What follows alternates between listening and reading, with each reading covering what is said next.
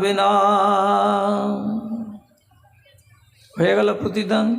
কোথায়? এ দুনিয়ায়। তারপর দুনিয়ার জীবনকে শেষ করে আখেরাতের জীবনে যখন তোমরা হাজির হবে, তখন আল্লাহ তাআলার কাছে বুক ভরা আশা নিয়ে গিয়ে বলবে, পরওয়ারদিগার, আমরা ছিলাম ভারতবর্ষের মাজলুম মুসলমান, আমাদের কোনো জায়গায় ইজ্জত ছিল না, সম্মান ছিল না, আমরা ছিলাম লাঞ্ছিত, আমরা ছিলাম পদদলিত, কোনো জায়গায় আমরা মুখ উঁচা করে বুক উঁচা করে কথা বলতে পারিনি। এমন জিল্লতির জিন্দেগি গত করে কবরের পথ হয়ে আজ হাসরের ময়দানে এসেছি। আয় আল্লাহ, আমাদের প্রতি দয়া করো, রহম করো। আমরা একবার জুলুম সহ্য করে, নিপীড়ন সহ্য করে এখানে এসেছি, আজ তুমি আমাদের প্রতি দয়া করো, আমাদের একটা ভালো জায়গা দাও, আমাদের একটা উচ্চ পর্যায়ের ঘর দান করো, যেখানে গিয়ে আমরা আয়েশ এবং আরাম করব। আল্লাহ তাআলা বলছেন, দুনিয়ার প্রতিদান মনে আছে তোমাদের? যা আছে কি? লাঞ্ছিত জীবন। আর আজকে আখেরাতে বুক ভরা আশা নিয়ে বলছো ভালো জায়গা দেন আমাদেরকে। তো তোমাদের জন্য আখেরাতে কি রেখেছি? আল্লাহ তাআলা বলছেন, খিজিউন ফিল হায়াতিদ দুনিয়া, যখন তোমাদের দুনিয়ার জীবন শেষ হলো, তখন আল্লাহ রাব্বুল আলামিন বলছেন, যখন তোমরা আখেরাতে আমার কাছে আসবে, তখন তোমাদেরকে লাল ঘরের দরজা দেখিয়ে দেওয়া হবে। আমার ফেরেশতারা তোমাদেরকে রুল হাতে করে পিটাতে পিটাতে পিটাতে পিটাতে জাহান্নামের ভেতরে ঢুকিয়ে দিবে। আর দেওয়ার পরে বলবে, তোমাদের দুনিয়ার সাজা ছিল ওইটা, আর তোমাদের আখেরাতের সাজা হলো এইটা। ইয়া আল্লাহ, কোন কথা হলো? নাম কি? রেজাউল্লাহ। আপনার নাম কি? নুরুল ইসলাম। আপনার নাম কি? রমজান আলী। নাম তো মিঠা মিঠা, কিন্তু আপনার জন্য আল্লাহ রাব্বুল আলামিন এ ফয়সালা কেন করলেন? দুনিয়াতে যতদিন বাঁচবে ততদিন বেইজ্জতির জীবন, আর আখেরাতে কি হবে? ইউরাদ্দুনা ইলা আশাদ্দিল আযাব, কঠিন আযাবের দিকে তাকে ধাক্কা মেরে ঠেলে দেওয়া হবে। তাহলে এই লোকগুলো, কোনগুলো লোকের কথা বলা হলো? কোনগুলো? যারা আল্লাহর বিধি নিয়মের একটা অংশকে মানবে আর একটা অংশকে মানবে না, তারা। এখন আপনি নিজের পোস্টমর্টম নিজে করুন, আপনি কোন কোয়ালিটির লোক? আমরা কি সেই ক্যাটাগরির লোক যে আমরা আল্লাহর কিছু কানুনকে মানি আর কিছু কানুনকে মানি না? না, আমরা সম্পূর্ণ আল্লাহর বিধি নিয়মকে মেনে চলি? এটা আপনাকে ফয়সালা করতে হবে। তাছাড়া যদি আপনার চোখটা একটুখানি মানে মগজে বিস্তৃতি থাকে আর আপনার চোখের পাওয়ার ভালো থাকে, তাহলে আপনি ভারতবর্ষ নয়, ভারতবর্ষের সীমানার বাইরে একবার নিজের মগজটাকে দৌড়ে নেন তো, পরিস্থিতিটা কি আছে? কি আছে বলতে গেলে আমি আপনাকে আঙুল দিয়ে বলছি, আসামের মুসলমানের অবস্থা ভালো নাই,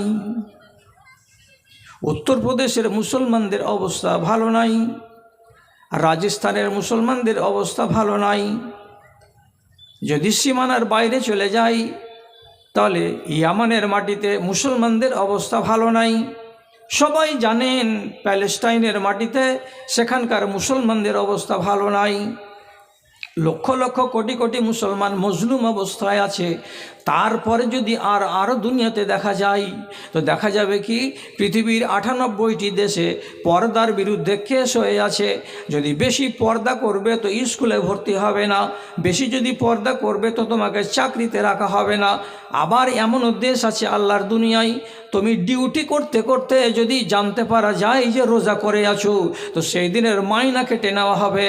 তুমি আমার ডিউটি করতে এসে যদি রোজা রাখো, তাহলে আমার ডিউটি ঠিকঠাক করে করতে পারবে না।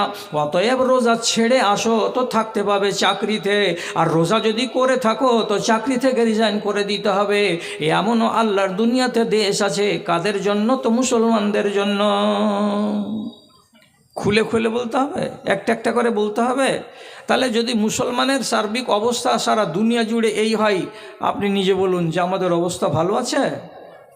কেন এমন হলো অবস্থাটা? ইজ্জত সব মাটি হয়ে গেল, ইজ্জত সব মাটি হয়ে গেল। নত হলো মমশির, যারা ছিল চিরমোদের গোলাম, আজ তারাই হয়েছে মহান বীর, আজ তারাই হয়েছে মহান বীর। তোমায় ভুলেছি কোরআন ছেড়েছি, তাই বুঝি অপমান।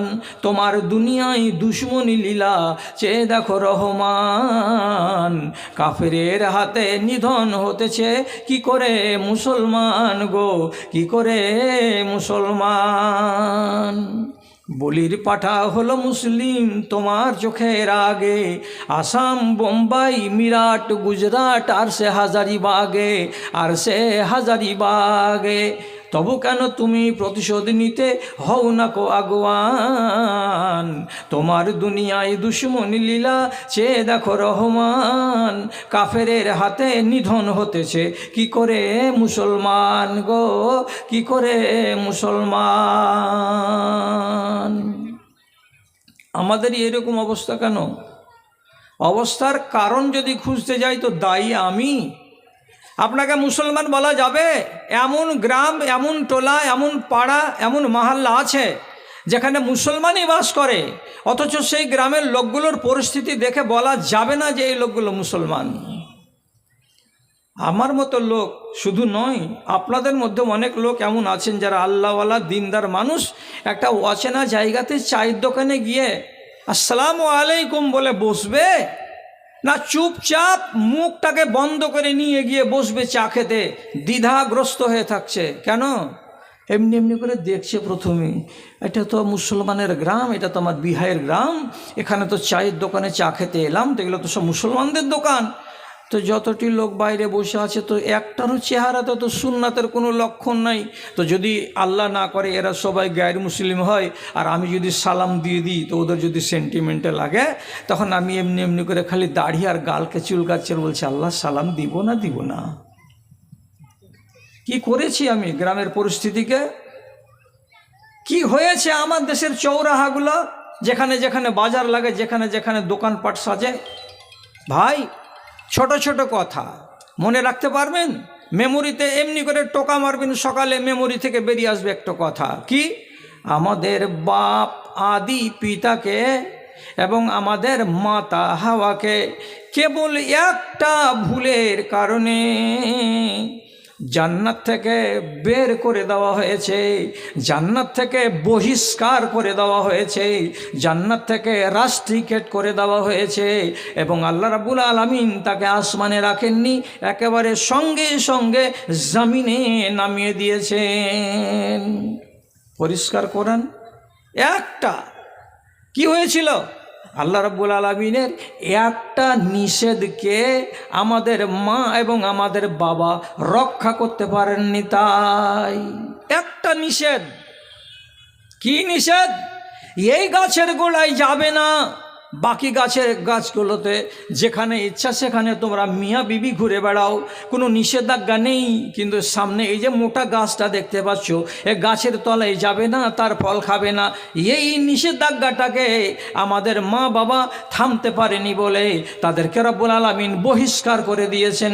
এবার আপনি নিজের আমলের দিকে তাকান তো, আপনার যদি 10খানা আল্লাহর নিষেধকে আপনি অগ্রাহ্য করে চলেন, তাহলে কোন মিজাজে বলছেন, কোন মুখ নিয়ে বলছেন আমি মরার পরে ওই জান্নাতে যাব যে জান্নাত থেকে আমার বাপকে বহিষ্কার করে দেওয়া হয়েছে?